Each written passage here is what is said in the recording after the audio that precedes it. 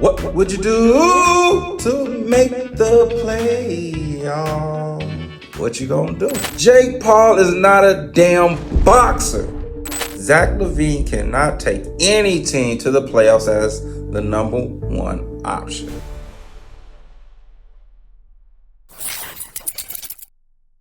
Back to Heartbeat Arena, episode 53, where we keep it 100% all facts, no cap. It's your host, Trillionaire Chuck. In today's episode, we're going to talk about the ass whooping the Dallas Cowboys received when they faced the Houston Texans. The Milwaukee Bucks beating the Chicago Bulls. Jake Paul's next fight could be a title fight. We gonna see. Last, we have the best segment at the end, relationship talk. Before we dive in, make sure to hit the subscribe button and turn on the notifications. Why? Because we keep it raw, and every episode is packed with kinds of truth that'll make you rethink everything in life. So let's get into it. So Dallas Cowboys faced off against the Houston Texans. Man, the Cowboys were in action against the Houston Texans on 11/18, right? And boy, you talking about an ass whooping? You talking belts to cheeks? You talking, come here, didn't I tell you not to go outside? Oh my God, the Texans did just that. They put belt to cheeks. The score was Texans 34 and the Cowboys 10. I mean, damn. What the hell, Jerry? Boy, Jerry paid all that money for a 3-7 Cowboy record team. Hey, y'all them boys, right? Cause y'all sure ain't making no noise. But let's get into the stats. Okay, so for the Texans, we had C.J. Stroud, who was 23 for 34, completion percentage of 67.7. Total passing yards, 257. Average yards per attempt, 7.6. He threw one interception. He had a QBR rating of 51.6. And he got sacked one time out of the game, right? Now, he did rush the ball. He had about 3 carries. Total yards rushed, 26. Average yards per rush, 8.7. Okay, currently, C.J. Stroud is 5th in the NFL in total passing yards with 2,628 yards passing. Now, we got Joe Mixon, who had 20 carries. Total rushing yards, 109. Average yards per rush, 5.5. How many touchdowns did he have that game? He had 3. Then he had 2 receptions. Total yards reception, 44. Yards per reception, 22. Now, currently, Joe Mixon is 7th in the NFL in carries with 171. He's currently 8th in the NFL in total rush with 764. Currently third in the NFL for touchdowns as a running back. Hey, Joe, keep up the good work. Last, we got Tank Dell, who had 4 receptions, total targets 7. No, I did that. But yeah, 7. Total yards receiving, 54. Average yards per reception, 13.5. He had 3 first downs, 1 carry, total yards rushing, 4. I mean, I'm impressed with Joe Mixon. I mean, man, he's top 10 in carries right now and in total rush yards and total touchdowns as a running back. So keep up the good work. Now let's get to these Cowboys. Cooper Rush, 32 for 55. Completion percentage, 58.2. Total pass yards, 354. Yards per attempt, 6.4. He had 1 touchdown, 1 interception, with a QBR rating of 30.5. Then you have Rico Dwaddle. Okay, 10 carries, total yards rush, 28. Average yards per rush, 2.8. He had 2 receptions, total yards reception, 6. Average yards per reception, 3. Now, C.D. Lamb, who is currently 4th in the NFL in receptions with 67. He's currently 3rd in the NFL in total receiving yards with 774, right? As a wide receiver. This is who Jerry maxed out, right? So let's see what he did in this game. He had 8 receptions, total targets 12, total yards receiving 93, average yards per reception 11.6. he had 4 first downs. He had 1 carry, total yards rushing 13. Now, Jalen Tolbert, all right, he had 2 receptions, total targets 5, total yards receiving 21, average yards reception 10.5. He had 1 first down, right? And then you got Jake Ferguson. I kind of like Jake Ferguson, you know. I kind of like Jake Ferguson. Even though he had a bad game, he had 1 reception, 1 target, total yards reception 11, average yards per reception 11. He had 1 first down. Here's the thing, though. As of right now, CeeDee Lamb is questionable with a back foot injury, and Jake Ferguson is questionable with a concussion. They didn't practice today, you know. So with that being said, here's the question, y'all. Can the Dallas Cowboys still make the playoffs? Hell no. What? No. In order for them to make the playoffs, it would take a miracle. Is that what Jerry is asking Santa Claus? I guess all he wants for Christmas is to make the playoffs. Let's see what will need to happen for the Cowgirls to make the playoffs. Let's see here. So, source from DallasCowboys.com, their site, right? Writer Patrick Walker, he says this is what needs to happen, right? They need to win 5 of the final 8 games. They got to have a record of 8-9, right? Or they could win 6 of the final 8 games and have a record of 9-8. So basically, they could only lose a maximum of 2 more games, right? But who are their opponents? Glad you asked.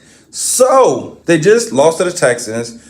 This upcoming week, week 12, they face the Commanders. Loss, right? Then week 13, they face the Giants. One would say that's a rivalry. Believe it's a rivalry. They should beat the Giants, so we'll give them that win. Okay. Now, then week 14, they got the Bengals. Well, that's an L. If Joe Burrow stays healthy, that's an L. So they're 1-2 right now. Okay. Panthers, they should beat the Panthers. They're 2-2. Buccaneers, they're gonna lose to Buccaneers. 3. Fuck it. Eagles, loss, right? Then the Commanders get lost. So, I mean, Cowboys, what would you do to make the playoffs? What would you do to make the playoffs? What you gonna do? Y'all need a 9-8 record to make some type of noise in the playoffs. So Jerry don't have a heart attack. But let's move along. The Chicago Bulls were in action on November 20th against the Milwaukee Bucks, right? Bulls looking for a win, and Zach LaVine trying to prove to us that he could take this Bulls team to the playoffs. However, Giannis and Dame, along with Bobby Portis and Brook Lopez, had other plans. So let's go over the stats. The score of that game between the Bucks and the Bulls, the Bucks 122, the Bulls had 106. Okay, now let's get into the stats. So, source from ESPN, Chicago Bulls, Torrey Craig. I felt Torrey Craig did pretty good in this game. You know, played 28 minutes. He was 6 for 10 from the field, shooting 60%. He was 42.9% from 3, 3 for 7. He had 6 rebounds, 2 assists, 15 points, 1 steal, 1 block. Now, one would say he got them minutes because Patrick Williams is injured. Me personally, I prefer we trade Patrick Williams. He hasn't shown me nothing. I think he's a bum. I think he's trash. But we got a friend that I know who swears up and down Patrick Williams is that guy. Well, we'll see. Then we had Nikola Vucevic, right? Everybody want to trade in Chicago, but you're going to trade. Let's read these numbers here. 35 minutes. He was 6-15 from the field, shooting 40%. He was 28.6% from the 3. He was 2 for 7. 6 rebounds, 6 assists, 3 steals, 1 block, 14 points. So 14, 6 and 6. And he's averaging roughly around 20 points, 9.5 rebounds, I believe. But we want to get rid of a 20 and 10 guy. Crazy. Now let's talk about Kobe White. Played 32 minutes. He was 6 for 15 from the field, shooting 40%. He was 2 for 8 from 3, shooting 25%. He had 2 rebounds, 2 assists. He had 14 points. Not a bad game. Then we got the prodigal child, Zach LaVine. Played 33 minutes. Now 15 from the field, shooting 60%. He was 4 for 7 from 3, shooting 57%. He was 100% from the free throw line, had 5 rebounds, 6 assists, 27 points. Then we got Josh Giddey, 26 minutes. He was 2 for 9 from the field, shooting 22.2%. He was 1 for 4 from 3, shooting 25%, had 4 rebounds, 3 assists, and 5 points. Giggity, right? Now let's go over the Bucks numbers. Giannis is Giannis, right? Played 35 minutes, 17 for 24 from the field, shooting 70.8% from the field. He was 7 for 14 from free throw range, so he's shooting 50% from the free throw line in this game. Had 9 rebounds, 8 assists, 1 steal, 41 points. Currently leading the NBA in scoring with an average of 32.1 points per game. Currently 5th in the NBA in rebounding with 12.1 points per game. Giannis did a ha on Zach LaVine and made that man, and then he shot it. Now, if he would have made it, it would have been cool.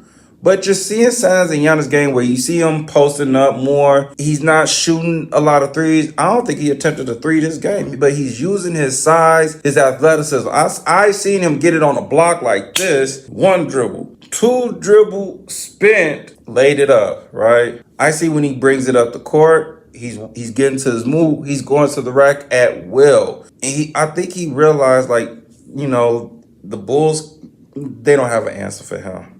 I mean, most of the game was block work, catch it, boom, boom, bring it up, you know, drive. Really didn't see much of Euro in that game. I really didn't. He did it like maybe, one time, but I saw him mostly like getting to the block, spinning, like Hakeem taught him, get it, spin, lay up, or dunk it, or he went middle and did like a sort of a jump hook. So I like that in Giannis. When I'm seeing that stuff, that lets me know he's been working on his craft. He's adding to his game. I like that in a player. But let's move along. We got Brook Lopez. Played 35 minutes. He was 9 for 12 from the field at 75%. He was 2 for 5 from 3, 40%. 1 for 2 for free throw range, 50%, right? Then he had 5 rebounds, 3 assists, 3 steals, 1 block. He had 21 points. Phenomenal game, Brooke. Phenomenal game. Damian Lillard, who was coming off a concussion, I believe, right? Played in this game. He had 36 minutes.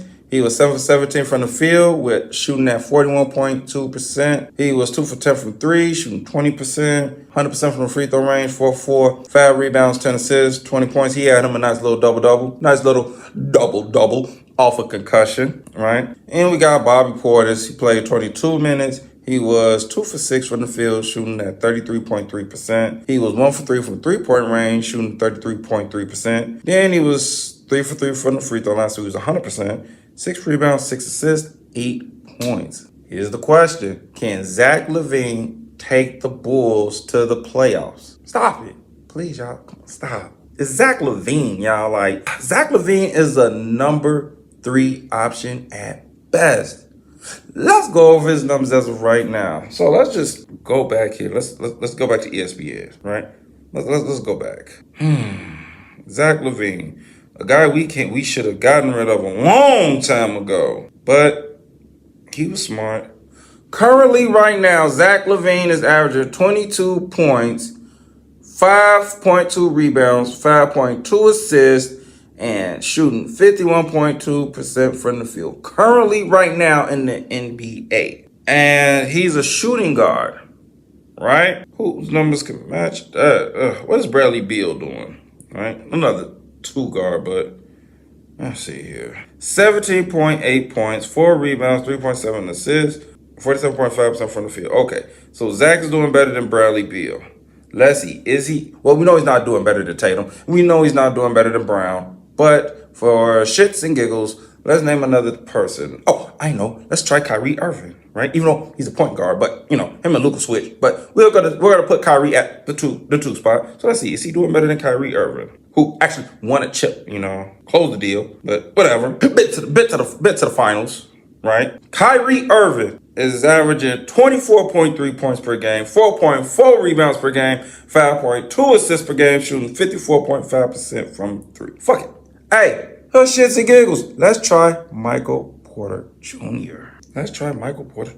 Let's see what he's doing for Denver. Even though he's small forward, but he at times played the two, right? 18.3 points per game, 6.9 rebounds per game, 2.8 assists per game, 47.9% from the field. So basically, those people I named, out of those people, he's outperforming Bradley Beal, who shares the ball with Kevin Durant and Devin Booker, right? And Michael Porter Jr., who shares the ball with Joker and Aaron Gordon. And yes, like, dog, for you, and you're not far. You're what? 19, 20, 20. You scored 4 more points than these guys. We know you're not doing better than Tatum. We know you're not doing better than Brown, right? I don't even want to look at them numbers, you know. You're not outperforming Kyrie, because at times he does play the 2 when Luka's in, and Luka be the 1. So, it's not even fair. Right? It's not fair. He's on a team where he could take the most shots, but he's just so inconsistent and so streaky. So I repeat, Zach LaVine cannot take any team to the playoffs as the number 1 option. Okay? Now, let's take a quick commercial break. Stay tuned. Don't go nowhere.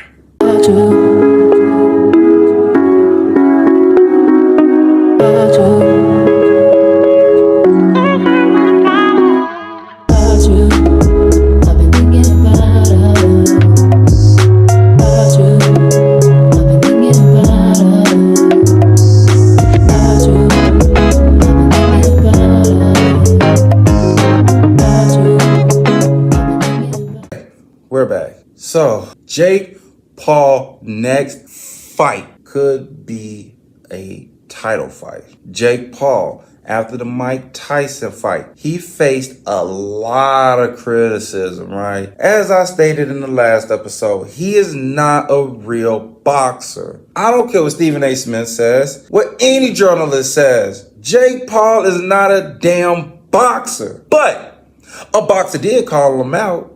His name was Daniel Dubois, a heavyweight world champion, has called out Jake Paul. So, source from ESPN.com pointed this out. Dubois beat Anthony Joshua, if you all saw that fight, right? In a devastating performance at the Wembley in September, okay? To claim the IBF heavyweight belt. Dropping Joshua to the canvas 3 times. 3 times he dropped Joshua before winning with a knockout in the 5th round. With no opponent locked in for his first title defense, Dubois he took the stage. I mean, he hit Twitter, right? He turned to Paul on Twitter X. Paul responded on X saying, "Man, been boxing for 12 years, has over 100 fights between amateur and pro, and fought on my undercard." Ha ha ha ha. You know the funny thing about that is that all Dubois said was, "Hey, good fight. You want to compete for the belt?" Right? That's what he said. But what he say? Paul said, "But fuck it. I'm going to have," I think the name is Nakisha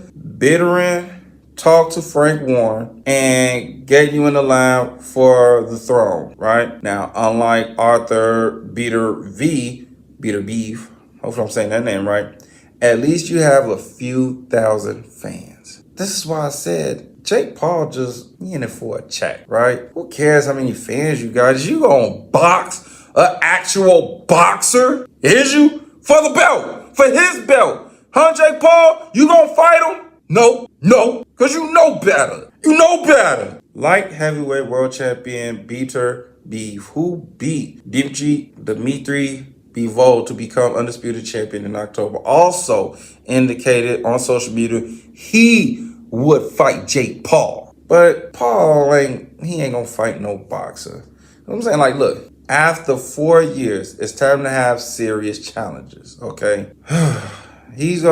Paul said he didn't notice your acceptance or rejection, so what are we going to do, right? B2V said this to Paul on X.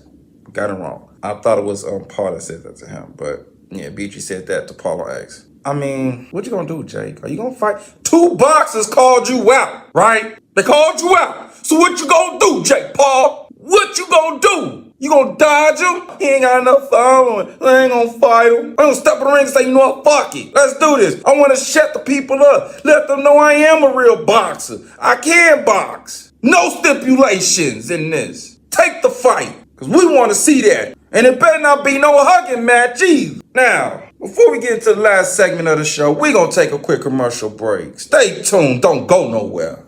Are you ready to take on the ultimate basketball challenge? Our Shift Squad women's basketball shorts are designed to help you dominate the court in style and comfort. With functional pockets and a unique design, these shorts are the perfect addition to your basketball gear. Get your hands on these amazing shorts for just $33 and take on the challenge with Shift Squad. Okay, we're back. Let's get into the final segment of the show, relationship talk.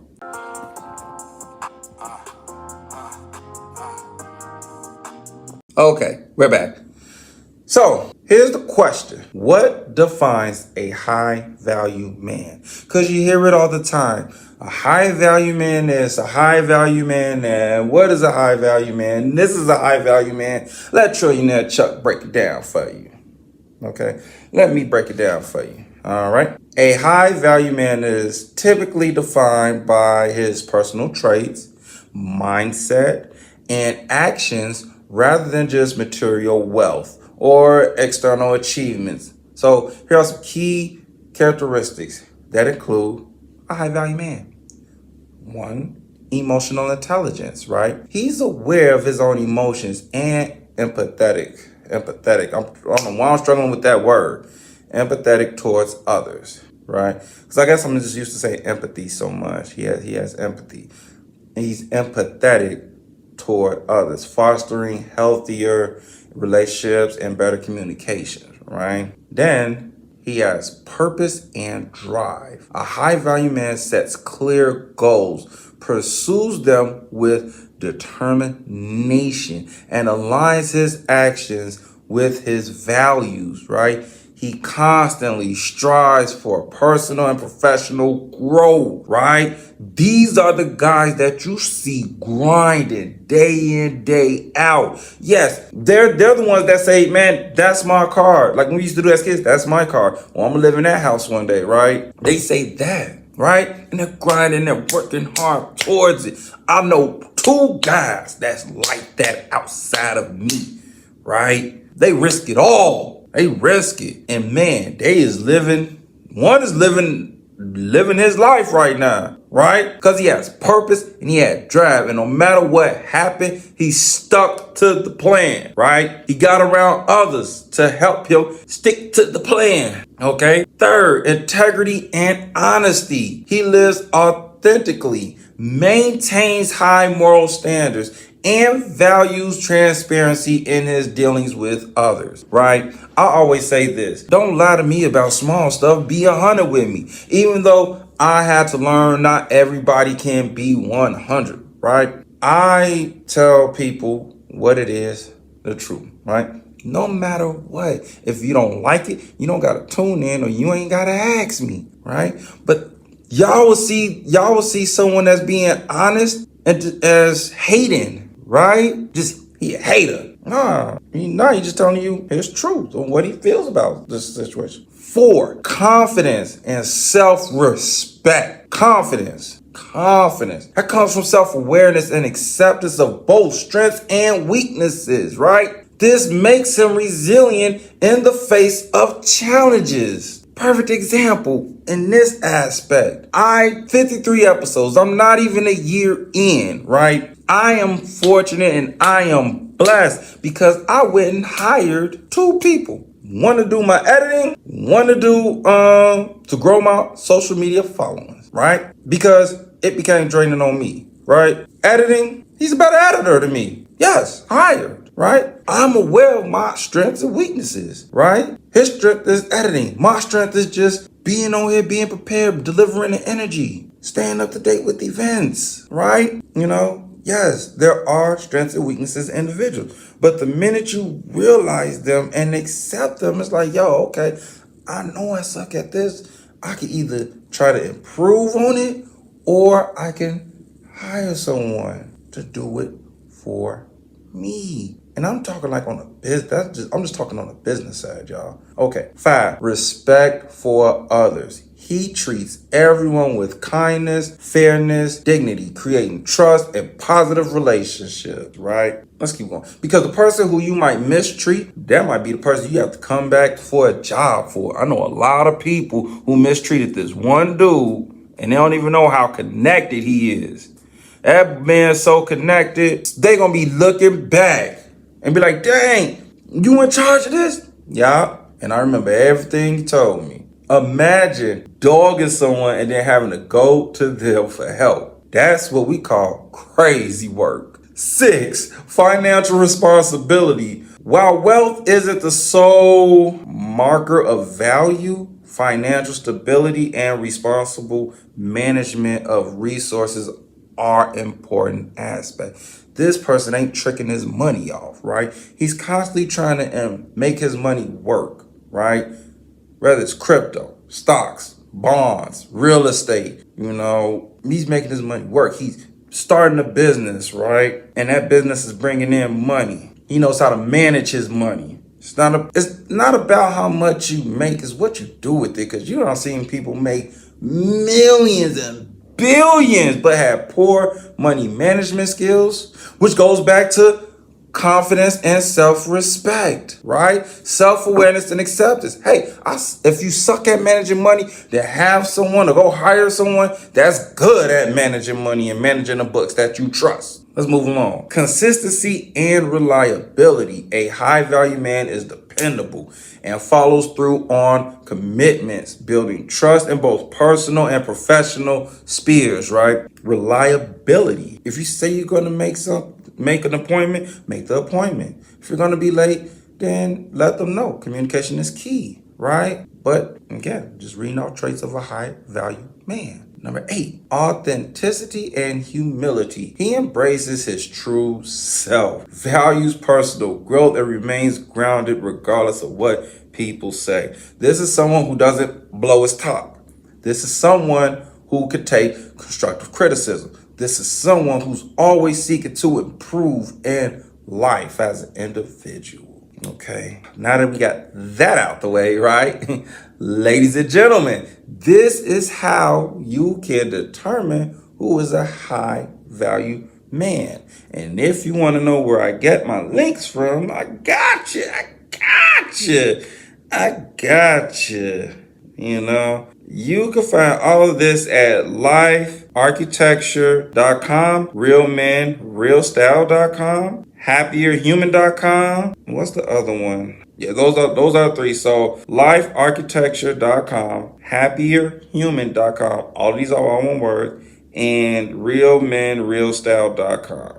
Okay, that's where you can find all this information from. Okay, now, here's the next question. How to reignite intimacy after having kids. Brace yourself, put your seatbelt on. Chuck about to take you for a ride. So, reigniting intimacy after having kids can be challenging, but is achievable with effort. We'll just say effort, okay? With effort. Here are some strategies to reconnect emotionally and physically. 1, you want to prioritize date nights, right? You just set aside regular time for just the 2 of you, right? Whether it's at home, dinner after the kids are asleep, or a planned outing, consistent quality time fosters the connection, okay? Number 2, you want to communicate openly, right? You want to share your feelings, your needs, and desires. You can't be scared to share your feelings, your needs, and desires. Open and honest conversation, keyword, honest conversations, help address emotional disconnection and strengthen the trust. But you have to accept the criticism and not take it as a personal attack, okay? Number 3, physical connection. Right? Simple gestures like holding hands, cuddling, especially it's cuffing season. It's cold in Chicago. This is perfect cuddle weather, right? Or giving a quick kiss can rebuild intimacy, right? Even small moments of touch can enhance the bond. Okay. Now, I know you got to think about like after having the kids, people usually get big, right? And it kind of, how you want to say, it makes them self-conscious, right? So you got to, this is where reassurance comes in because, the lady, typically women have the child, men, sometimes they gain weight because they're watching the child and not really working out like that. The average ones are.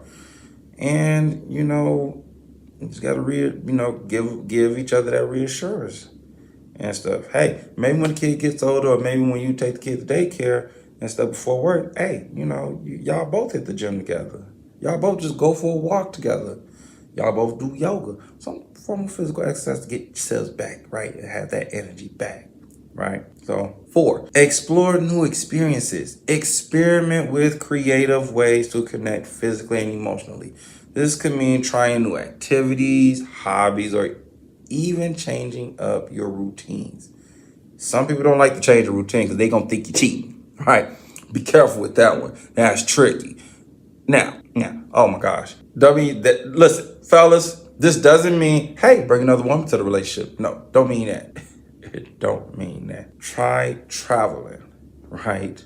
Try biking. Listen, leave kids get and go to the park on the swing. You'll be surprised that park on the swing, how creative that is. Do a picnic. Do a picnic at a nice spot. You can do a picnic on the beach. You can do a picnic in the park. You can do a picnic at a museum. Be creative. Let your creativity flow in this, okay? And let me see. Look at my notes. For the last two. Because I just want to make sure I get the last two right. Okay. So number 5, balance responsibilities, right?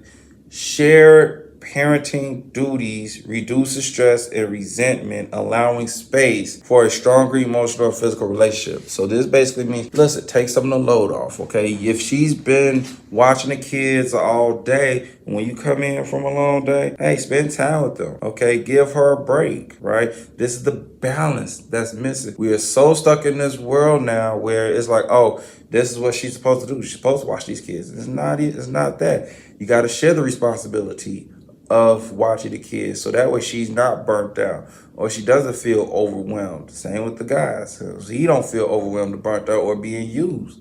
Has to be a balance. Guys, I can't stress that enough. It has to be a balance in this, okay? And if all else fails, number 6, seek professional help, right? If nothing else fails, go to sex therapy because that's what they there for, right? To help you reignite and reconnect, right? And, hey, these efforts not only reignite intimacy, but also strengthen your overall relationship, making you both better partners and parents. Okay. After this, hopefully my advice will help a couple that's on the fence or just curious about certain things that pertain to their relationship. Okay. That's what I'm here for, people, okay? So, with that, that's my show for today, okay? It's your host, Trillionaire Chuck, telling you to love yourself and each other.